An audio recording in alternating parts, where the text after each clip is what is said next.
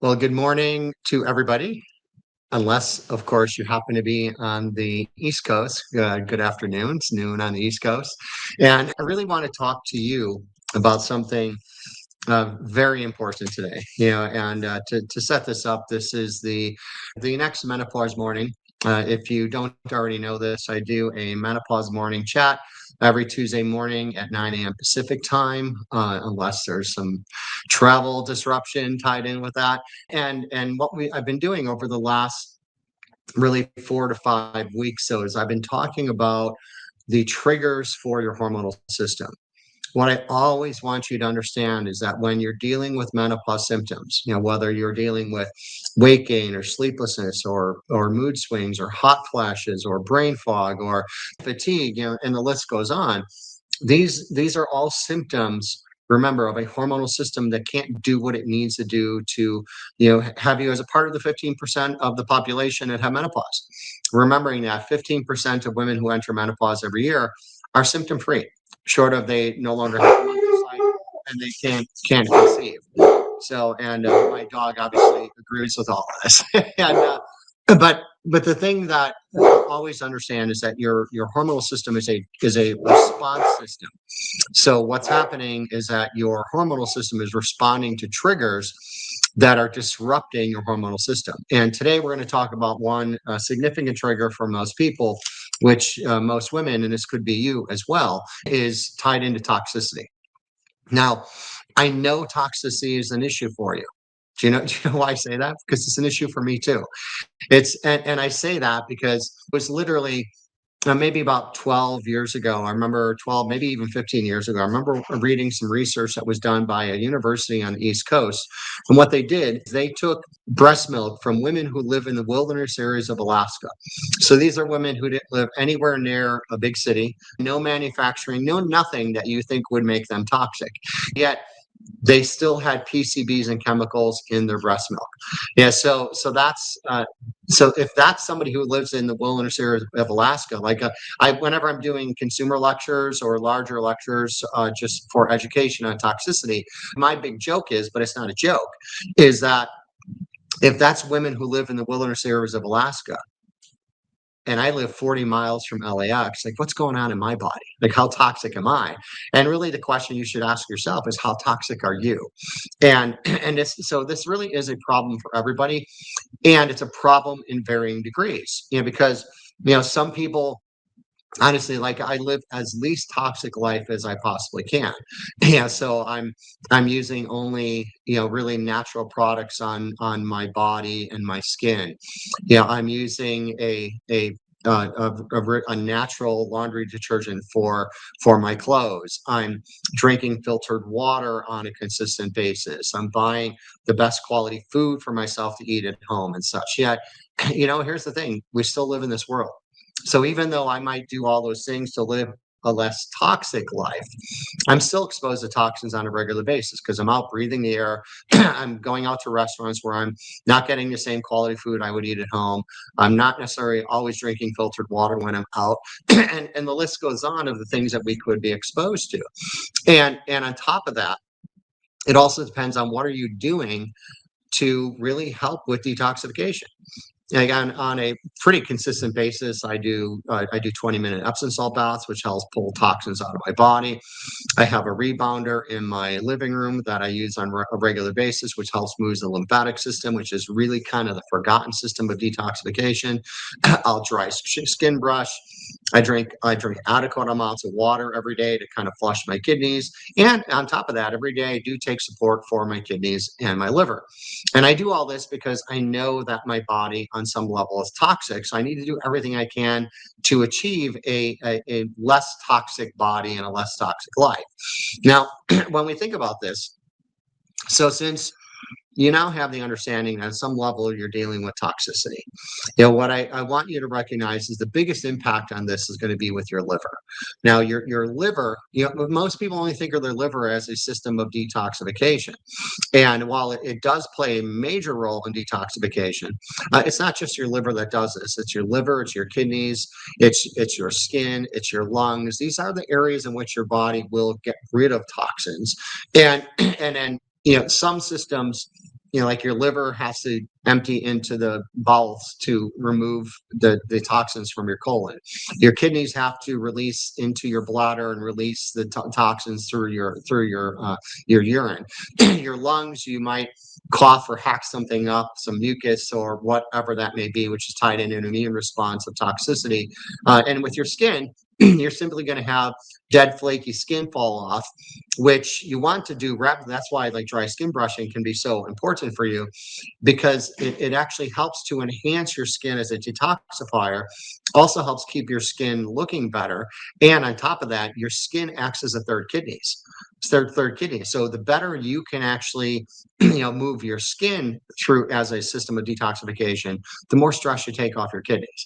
Yeah, so let's get back to the liver though. Now, yes, your liver does play the most significant role in toxicity in your body. And you go through a phase 1 and phase 2 liver detoxification processes where your body recognizes what's toxic and poisonous to your body.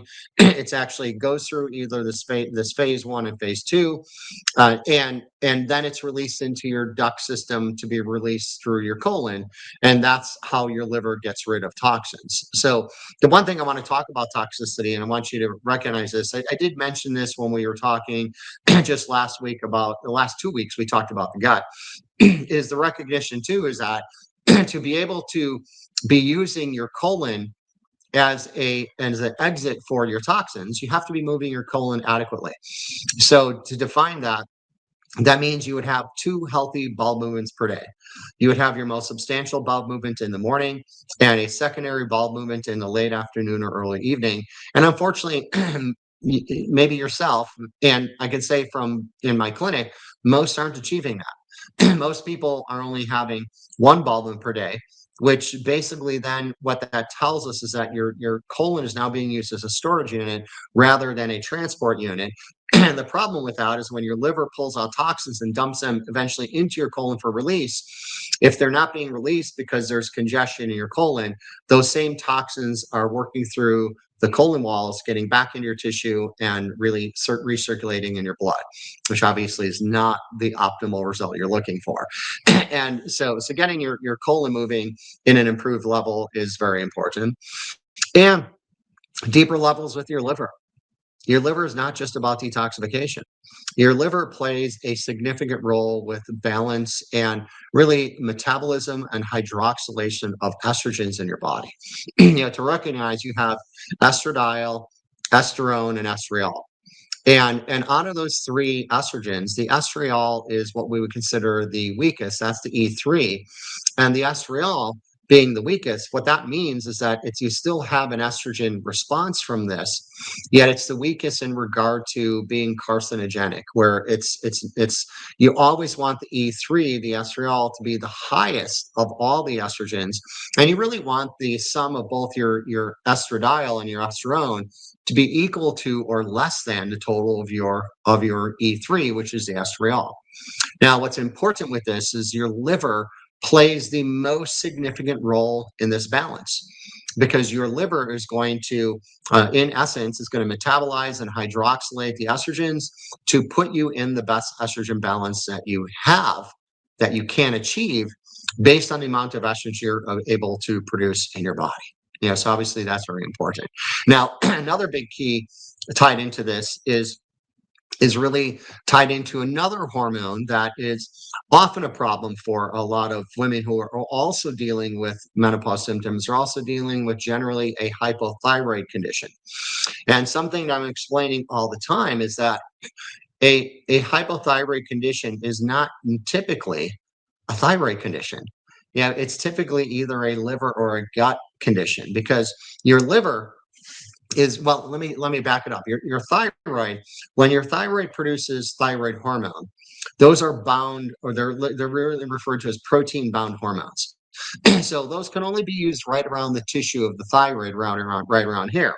But every cell in your body needs thyroid hormone, whether whether you're a menopausal woman or a man or whoever. Everybody needs thyroid hormone in their cells. Yet to get this bound thyroid hormone converted into the free and active hormone that your body's cells can actually use, 2/3 of that occurs in your liver. Now the other 25% occurs in your gut. So literally between your liver and your gut, that's 91% of your thyroid hormone conversion. Yeah. So when you've got this toxicity in your body that you're dealing with, that usually you don't even know about, then this is impacting your liver primarily, which is then, really creating other issues with getting rid of toxins in your body. And even to understand, when you start to get loaded up in toxins, that's going to drive a significant inflammatory response. And when you have a significant inflammatory response, not only is that, like, all you have to do is, go in your favorite browser and type what does chronic inflammation cause. You'll basically see every chronic disease state known to man, and it plays a big role in what you're dealing with from a menopause perspective. Now, the thing that we want to understand here is that when when your liver when your body is toxic and you're driving this inflammation, it also has a huge impact on what's going on in your hormonal system. You see, because your body's natural anti-inflammatory is something called cortisol. And your body will always prioritize what it determines to be either a mental, emotional, or a physical fight or flight response. And your body likes to prioritize inflammation. So what happens is your hormonal system will take the hormones needed to go down the pathway to produce cortisone, but then that depletes the pathway that goes down the DHA pathway into andros, testosterone, and estrogens. You see, so the inflammation makes it hard for your body to naturally produce the hormones you need. And the inflammation throws you down that fight or flight path, which then in the end really just kind of blows out your hormonal system. Yeah. So, so that's another key point with having toxins in your body. But then outside of that, again, you have to recognize how it's impacting your liver, how your liver is impacting the metabolism and hydroxylation of your estrogens, and also how it's impacting your conversion of thyroid hormone. Yeah, because a lot of times, because I know this because I've been working with women with menopause symptoms for over 21 years, and I've always taken an approach of how to get women back into their natural hormonal balance, even if you've been suffering with menopause symptoms. And one of the biggest things is you have to understand toxicity. You have to understand the liver and the impact the liver has across the board. And a lot of times, even some of the symptoms of hypothyroidism tied into poor conversion of thyroid hormones is often mistaken as just another menopause symptoms that you're dealing with. And but it's something that's so important to understand and really address. Now, the other thing I want to bring up is that your brain is really the master regulator of everything. So your brain will have a definite impact on, because even when we think of a stress response in your body, a lot of people think that your primary stress response is cortisol, which it is a stress response, but it's not the primary. The first response to any kind of stress is always with your brain.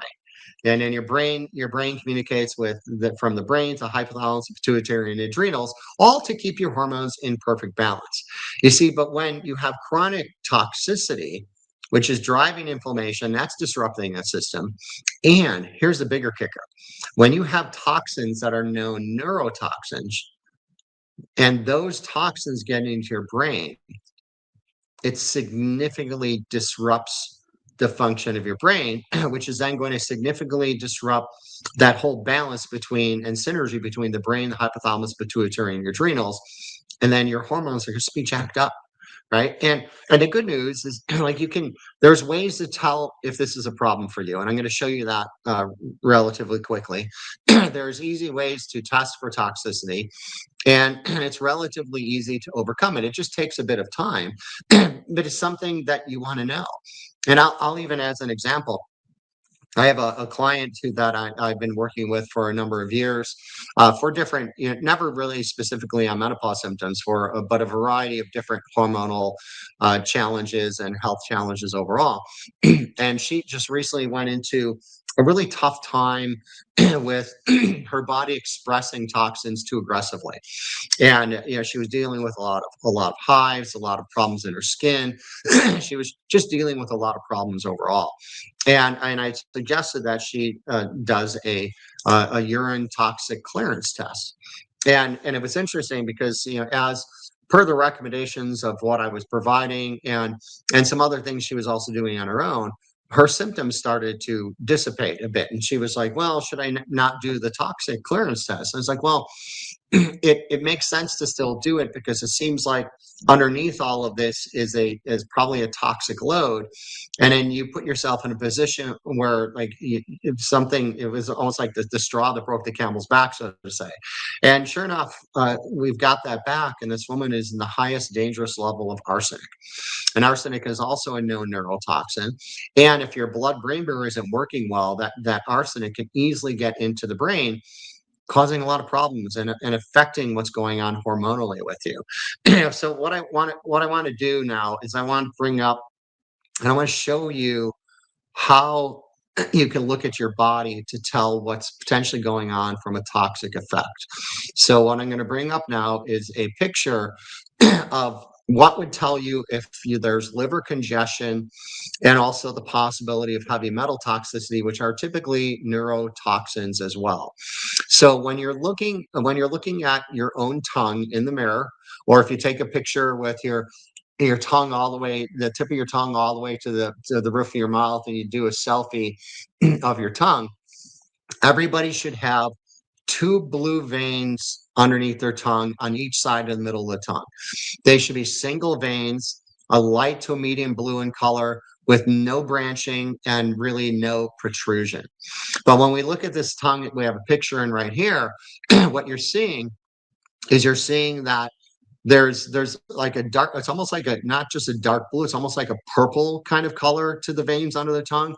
There's significant branching in the tongue. You can see a little bit of bulging of the veins. You can see these little like almost reddish spider veins going out from the branching. And at the very base of the tongue, you see those two spots that look like maybe little eggs that are there, and they're like a darker blue, almost like a purplish kind of color. Well, when you see that bulging or branching or the darker color, then you really know that there's liver congestion.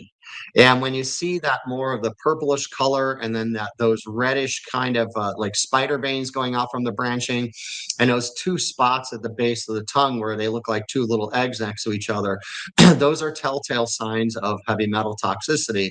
And this is all based on, really generations of using body signs based on traditional Chinese medicine. So this assessment tool has been around for probably longer, definitely longer than I've even been alive.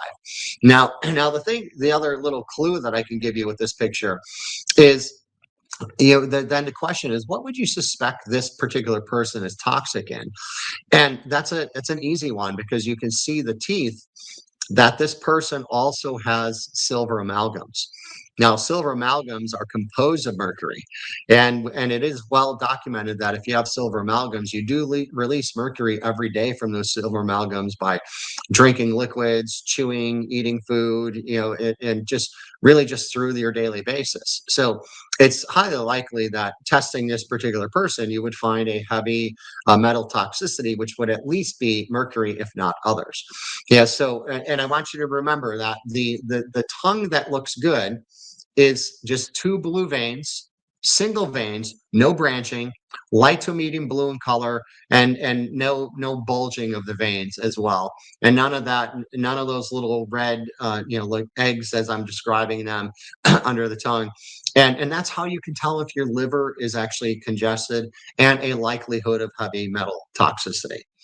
I now want to show you another picture, and this one identifies different body signs. So the first one on the left there is the tongue that we had just talked about. And this one, that one's a different picture of a tongue, but it also, you can see the branching of the veins. You can see that they're a darker blue, almost purplish. You can see those red dots on the tongue that are like a reddish purple color. That's usually the signs of the heavy metal toxicity and the liver congestion. Now, the picture in the middle, you could do this maybe by looking at your fingernails right now. If you have a pigmentation like a reddish to a purplish or sometimes even a bluish pigmentation right above the whites of the moons at the base of your nail, that's a telltale sign of heavy metal toxicity. And then you can see on that same picture, there's also pigmentation right before the tips of the nails, which is the whites of the nails at the tip. And that pigmentation is a sign of overwhelmed kidneys. And why this is important is because to recognize that if your liver is congested, it's also now putting more stress on your kidneys. So then the kidneys get overwhelmed. Then the kidneys aren't doing their job as well. And heck, if you think about this, if your liver isn't doing its job and your kidneys aren't doing its job, you're going to have hormonal imbalances. I mean, it's basically a guarantee, because how these systems are going to affect your hormones and create the imbalance that you're probably living with today. And then the last picture, this is a picture of what's known as a cherry angioma. Now, cherry angiomas on your body can really mean different things, and where you would pay attention to this mostly, based on our conversation today, is you would pay attention to the tissue, the skin on your breast, or the skin on the trunk of your body, or on your back. And if you have many of these, as they're referred to as cherry angiomas, that is a sign of potential liver congestion. Now, the other thing this could mean, it could mean that you're also estrogen dominant. And I know, like, when I'm testing women for hormones, I'm looking at both anyway.